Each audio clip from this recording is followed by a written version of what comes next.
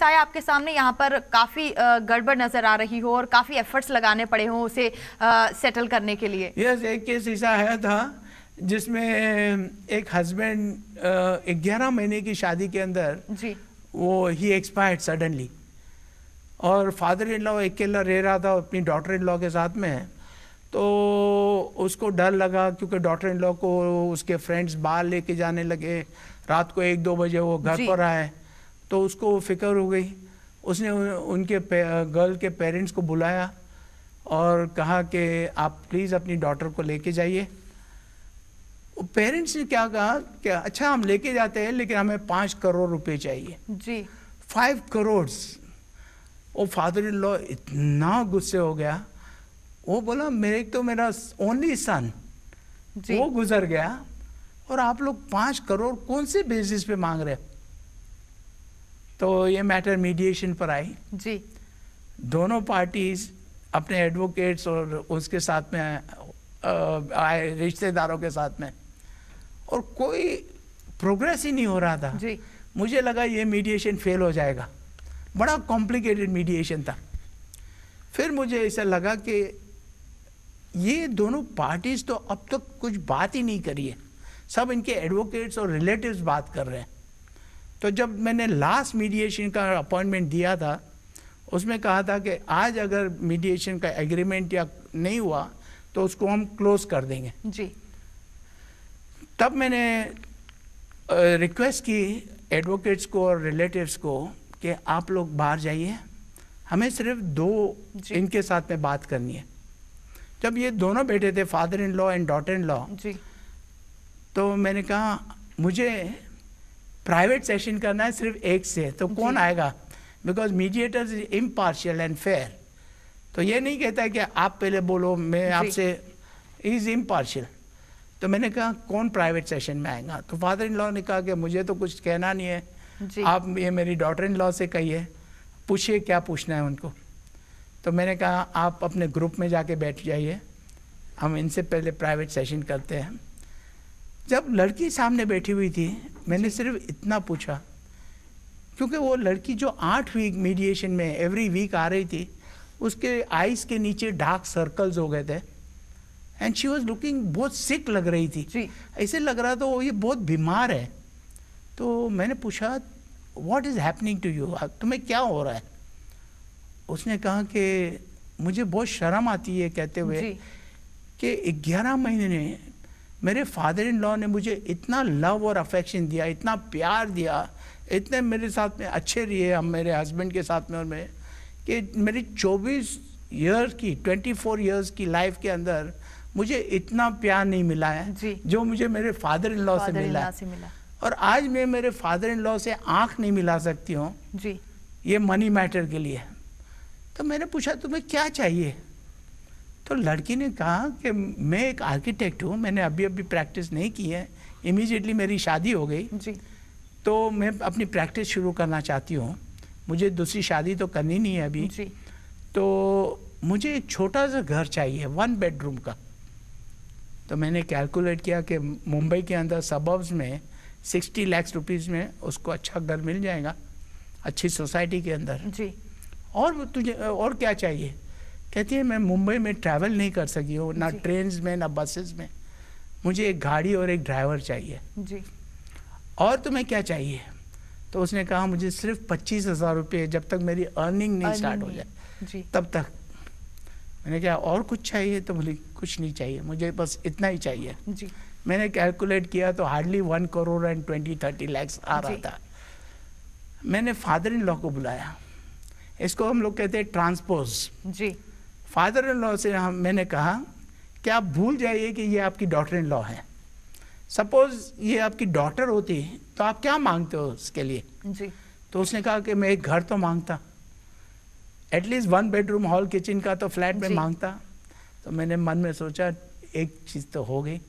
मैंने कहा कि आपकी लड़की तो पुणे से आई है, उसको तो मुंबई की ड्राइविंग भी पता नहीं है किस तरह से ड्राइविंग होती है।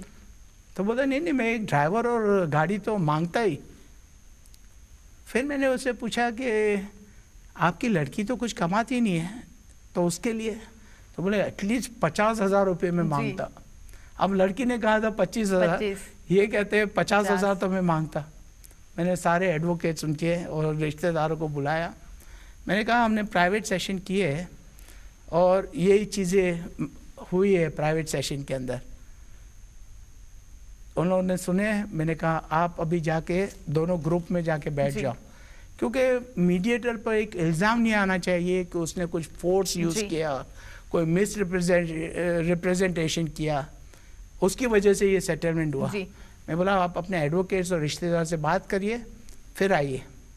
आधे घंटे के बाद में वो लोग आए और बोले ये हमें मंजूर है, साइन किया गया, एडवोकेट्स ने साइन किया, मैंने मीडिएटर तरीके साइन किया और it became the decree of the court. और कमाल की बात तो ये है कि फादर इन लॉ कहता है आज से ये मेरी सगी बेटी जैसी है, मैं इसकी शादी कराऊंगा एंड कल से वो मेरी ऑफिस में जाके बैठेंगी और जितने भी कस्टमर्स मेरे नोन हैं मैं उनको उसकी तरफ डायरेक्ट करूंगा and I will support her that she lives a happy life. Today आज वो लड़की भी हैप्पी है, फादर इन लॉ भी हैप्पी है और इनका रिलेशन जो टूट गया था वो बिल्टअप हो गया। तो ये कॉम्प्लिकेटेड, बड़ा कॉम्प्लिकेटेड केस था जी। फिरदौस जी, अभी तक हम मीडिएशन पर काफ़ी चर्चा कर चुके हैं, लेकिन ये भी ज़रूर जानना चाहेंगे कि कहाँ से इस मीडिएशन का ओरिजिन हुआ? ये मीडिएशन का ओरिजिन यूनाइटेड नेशन से हुआ। हालांकि हमारे इंडिया के अंदर तो जैसे मैंने कहा कि पंचायत राज वगैरह सब थे, तो वो तो मीडिएशन करते ही थे, लेकिन जब यूनाइटेड नेशन ने इसको लिया तब वर्ल्ड ने रिकग्नाइज किया। अमेरिका तो फर्स्ट कंट्री रिकग्नाइज किया, फिर कनाडा या ऑस्ट्रेलिया वगैरह, और इस तरह से ये फैल गया। आज अच्छे अच्छे प्रोफेशनल्स जैसे कि doctors, engineers, architects, chartered accountant, ये लोग फुल टाइम मीडिएटर्स बन गए जी। उन लोग अपनी बोर्ड पे लिखते हैं मीडिएटर्स ऑफिस जी। तो आप फॉरेन कंट्री में जाएंगे तो देखेंगे कि कितने मीडिएटर्स ऑफिस स्टैब्लिश हो गए। लोग अपना अपना प्रोफेशन छोड़ करके मीडिएटर्स बन गए, क्योंकि वो जो खुशी मिलती है वो पैसे से नहीं मिलती है। You really love to do that. जब when you bring a settlement और जब पार्टीज एक दूसरे से गले मिलती है तब इतनी खुशी होती है जो no amount of money can give you that happiness. Firdaus ji, इस मीडिएशन के दौरान क्या कुछ हर्डल्स आ रही हैं, कुछ रुकावटें आ रही हैं? रुकावटें यही है कि माइंडसेट थोड़ा चेंज करना है एडवोकेट्स का। अगर ये कोशिश बराबर रही और जजेस भी थोड़ा और इसमें प्रोएक्टिव स्टैंड लेंगे जी, तो मेरे ख्याल से ये जल्द से जल्द आ जाना चाहिए। मैं तो बहुत ऑप्टिमिस्टिक हूँ कि 2 साल के अंदर हमारे सारे केसेस उसमें जाएंगे, लेकिन ज़्यादा टाइम लगने से लगता है 4-5 साल के अंदर, क्योंकि अगर ये हम लीगल स्ट्रक्चर को स्ट्रेंथन नहीं करेंगे जी, तो दूसरी कंट्रीज इसको ले जाएगी और जो फॉरेन इन्वेस्टर्स जो इंडिया को देखते हैं कि it's a best country to make investment, वो लोग दूसरी कंट्रीज में चले जाएंगे, सिंगापुर जाएंगे, हांगकांग जाएंगे, थाईलैंड जैसे, थाईलैंड में भी, मलेशिया के अंदर, इंडोनेशिया के अंदर, चाइना में, इस सारा मीडिएशन का प्रोग्रेस बहुत अच्छी तरह से हो रहा है। तो इस मीडिएशन के लिए कितने लोग अभी तक अवेयर हो चुके हैं और कितनी ज़रूरत है अभी इसमें अवेयरनेस लाने की? मैंने तो काफ़ी थाउजेंड्स ऑफ मीडिएटर्स को ट्रेन किया है इंडिया के अंदर। मैं पूरी इंडिया में ट्रैवल कर चुका हूँ और ये ट्रेनिंग प्रोग्राम कर रहे हैं। अभी मैंने लास्ट ईयर श्रीनगर में भी किया था, अभी 17 तारीख को यहाँ पर भी जम्मू में भी प्रोग्राम है जी, और इससे अवेयरनेस आएगी जी, फिर ट्रेनिंग प्रोग्राम किया जाएगा। तो इस तरह से यहाँ पर भी जम्मू कश्मीर के अंदर भी ट्रेन मीडिएटर्स हो गए जी, तो यहाँ के लोगों को भी स्पीडी जस्टिस मिलने का जी। किस तरह से बात कर रहे हैं आप जम्मू कश्मीर की, तो जम्मू कश्मीर के लोग किस तरह से इस मीडिएशन का बेनिफिट ले सकते हैं?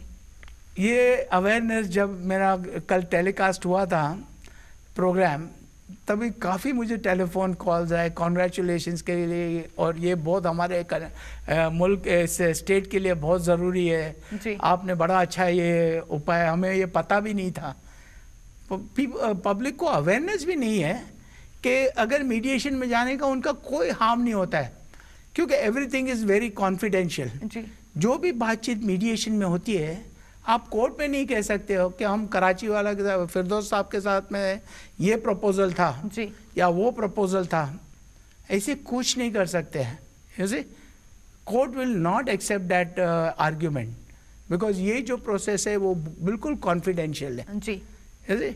इसलिए लोगों को बड़ा वो होता है कि चलो एक बार अवेयरनेस कोर्ट पब्लिक में आ जाएगी तो वो खुद अपने एडवोकेट से कहेंगे कि चलो हम पहले मीडिएशन पे जाते हैं, और वहाँ पर सक्सेसफुल नहीं हुए तो हम चलेंगे कोर्ट में। जी, तो बहुत बहुत शुक्रिया आपका हमारे इस कार्यक्रम में अपना कीमती समय देने के लिए।